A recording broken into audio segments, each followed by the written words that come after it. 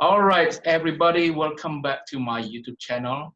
And right now I am accompanied by a beautiful friend over there. Her name Hi. is Ekaterina Minakova. So Ekaterina is a YouTuber and also a blogger, right? And I'm going to tell you a little bit of story of how we met. I found Ekaterina one day on a language learning website, and since then we have been keeping in touch until today. I think our friendship has been going on for more or less 5 years. Yeah, something like this. More or I less think so. 5 years. It's quite a long time, yeah. And in this video, I'm going to interview Katrina. I have prepared some questions, and Okay. let's do it. So the first question is, can you tell us about yourself, about where are you from, about what did you study, and then what's your job, or anything you want to share with the viewers, please. Okay. Yeah, you told that my name is Ekaterina, and in Ukrainian it's Katerina, and I'm from Ukraine, so my name is different in different languages. I was born in central Ukraine where we speak two languages, Ukrainian and Russian, so I'm kind of bilingual. It's my huge benefit. And right now I'm working as a language teacher, and I'm trying to develop my YouTube where I read poetry in Russian and Ukrainian for English native speakers, or for people who understand English. I talk a little bit about poet or poetess, and then we are together reading and translating some piece of poetry. That's my hobby. And also I do work as a language teacher. I teach Ukrainian, Russian, and English. Was online, offline, like in all formats in the university, one by one on italki, one by one with people. Is just teaching is my profession right now. All right, yeah, so sounds like you have a lot of experience in teaching languages. Yeah, I think something about 10 years. I don't look that old, I know, but something like that. Don't try to count how old I am. No, that's not true. It's just an experience. Yeah. All right, interesting. Okay, so the next question I want to ask you is, when and how did you become interested in teaching languages? Yeah, that's a tricky question because I'm interested in teaching, and actually I have the teacher's education, master's degree in education, but my major was history and archaeology.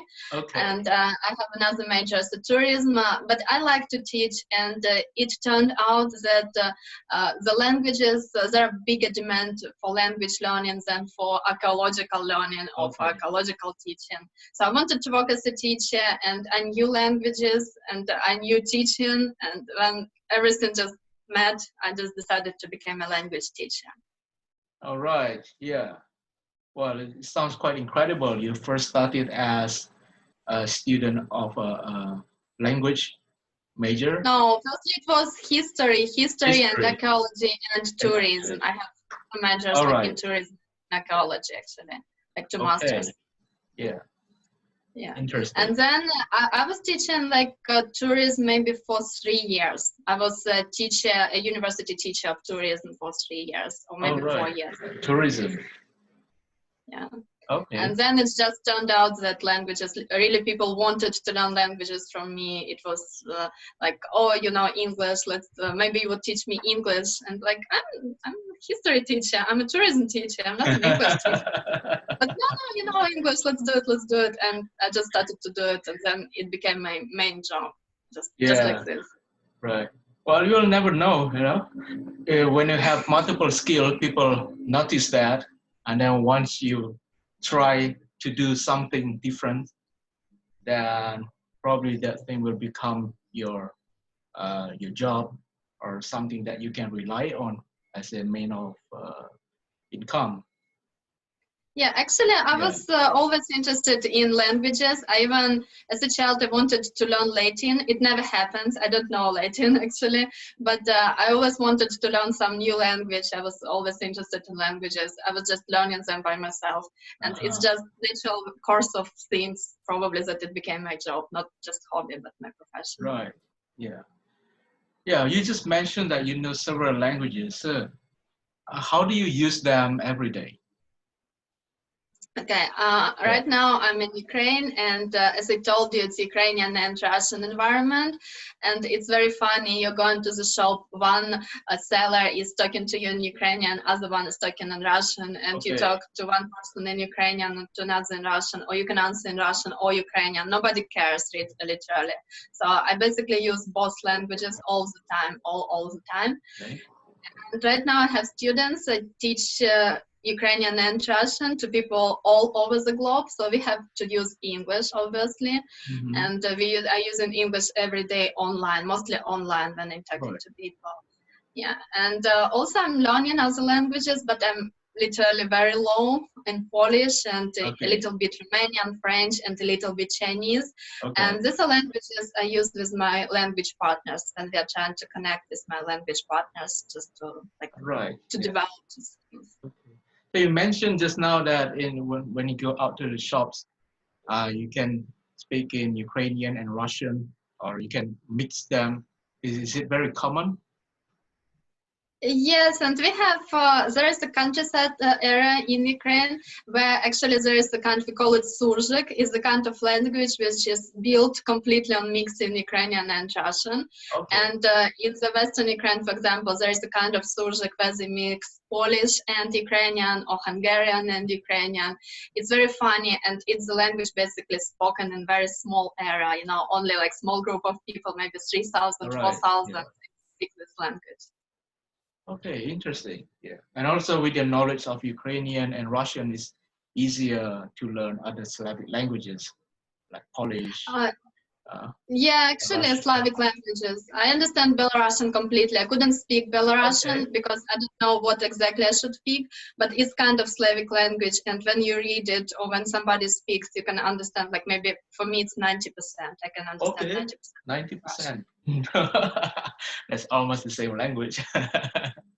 No, actually that's not true, but because I know like 3 languages, I know 3 Slavic languages, the 4th language is easier, the 5th would be more easier. No, it's different language, and I was talking about it to my friend, and he is very proficient in Russian. He's a Czech, he's from Czech Republic, and he speaks Russian fluently. And I said, actually Belarusian is not the same language, and he like, okay, let me listen to it, and he listened to it, and he said, you know, yes, it's a different language. It's literally a different language. It's similar to our languages, but it's completely different. They all are very different. But if you know 2 of them, like every next one, the 3rd one would be easier, the 4th one would be easier, the 5th one would be easier. That's how it works. All right, interesting. Yeah, the next question is, how is your teaching method? Okay, it really depends on whom I teach, because I have an experience of teaching people from 6 years old, like children. Even actually, I had a couple of classes for 3 years old children in the kindergarten. Like it's really not my kind of job, but it's funny. And my oldest student was, I think, 72 or 73 when we started to. Yeah, so it's like it's a huge difference to teach the 3 years old and teach 72 years old. It's literally different experience, different everything. And also it depends on how big the group is. So if it's a one child or one person, like we are speaking together one by one if it's adult, or if you have a group of people, it's also completely different story. Right now I'm teaching in China, and I had a class like with 65 people, like 65 students. Can you imagine? Okay. So and they're all teenagers, like 65 teenagers, 65 students, 18 years old, like, okay guys, good, nice. So of course I couldn't teach everybody like the same way, and I think that approach is like the key. So you literally need to firstly meet the person or people, to talk, to try to understand where they are, what is the level, what's the demands, what kind of group they have, and then to sit and really think what to do. So it's Okay. it's literally very different for different people. Okay. Yeah, tell me a bit about your experience teaching in China. Is it difficult if you don't speak Chinese very well? Yes, it's kind of it's possible because I do live there. Maybe teaching itself is not that bad, but living in China, especially I live in the Henan province, which Okay. is a kind of central China. It's far from Shanghai, far from Beijing, Guangzhou. This is the city where not that many foreigners are, and people speak only one language, and it's even not Mandarin, it's Henanhua. People speak Henanhua. All right. If you're learning Mandarin, it's not really helpful, and you're coming there with your limited Mandarin and nobody really speaks it, and then you're trying to live in this environment. And my students, I'm lucky, they all had like A2 level, like not A0, but A2. It was very low, and they were surprised that I don't speak any Chinese. Literally, when I firstly came, and they're like, okay, hello, and I started to talk, and I looked at them, and nobody did understand me. Like literally zero people in the whole class, from 65 people, sitting like looking like this. And then we started to walk slowly. We used the textbook a lot. We literally used textbook much. And then I tried to speak more slowly because I speak fast. I speak fast in all languages, you know. Then I started to speak more slowly to try to push them to speak more, like they speak more. And I'm proud because some of them, we are like, it's 2 years, almost 2 years when we're working together. And some of them actually on B1 to B2 level, like from A2 to B2. B2 level for 2 years. I think it's kind of a good progress for some of them. Not everybody, because it's university environment and lots of students in the same classroom. Yeah. Like 34, now I have 34 students in average. I don't have this big group anymore. They split it into 2 groups because it's very hard. And now the students, some of them, they're just not interested, but those who are interested, they do a good progress. Mm-hmm. All right. Well, that sounds interesting. Yeah.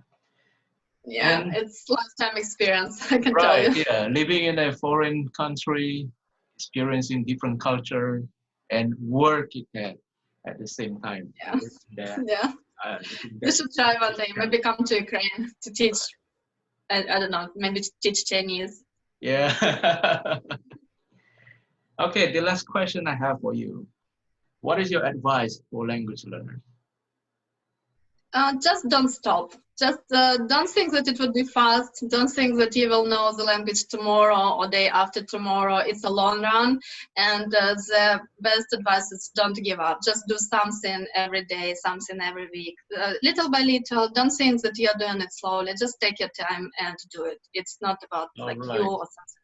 Just do it. Yeah, practice every day. Yeah, at least a little bit every other day, but you just don't stop. Don't do this huge breaks or say that, oh, I cannot do it. Like my Chinese, I was staying on the same place for 2 years. Literally, I learned nothing. And then little by little, I feel that I can do it. I just started. After 2 years, I only started to get into it. So just take your time. You'll be fine. Yeah, right. Yeah. Okay. Is there anything else you want to share? Maybe you can visit my YouTube channel to read poetry with me. Visit everybody. Maybe if you're like, if you think that you want to learn Russian or Ukrainian, or maybe to know about Russian or Ukrainian classics, because I speak a lot in English. Actually, 80% of what I'm saying is in English. If you want to know about Russian or Ukrainian poetry, just visit my YouTube channel, and I'll be happy to meet you there. Right. Yeah. Okay. Thanks a lot for your time. And so for you guys, if you have any questions, write down in the comment. You can share this video if you like it, and also visit her YouTube channel. Yeah, thank you for inviting me. Have a good day. Bye-bye. Yeah, thank you. Thank you.